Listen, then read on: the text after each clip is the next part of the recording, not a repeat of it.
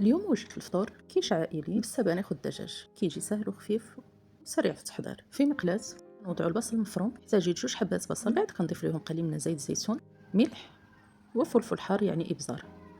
كنخلي كل شيء يطيب على نار متوسطه تقريبا 5 دقائق. من بعد كنضيف قطعه الدجاج اللي غسلته من قبل، قليل من الخل والحامض، كنطيبه كذلك. من بعد كنضيف كميه كبيره من السبانخ وكنخلي الكل يطيب للمره الثالثه. هذه هي الحشوه اللي كنحصلوا عليها. من بعد كناخد عجينة الكيش الجاهزة. إلا بغيتو عجينة الكيش بالتفصيل غتلقاوها في القناة. كنحاول نبسطها. من بعد كنوضعها في آنية فرن خاصة بالكيش، كنحاول نلبسها للقالب، كنقطع الأطراف الزائدة، كنوضع ثقوب، كندخلها للفرن تقريبا 10 دقائق فقط.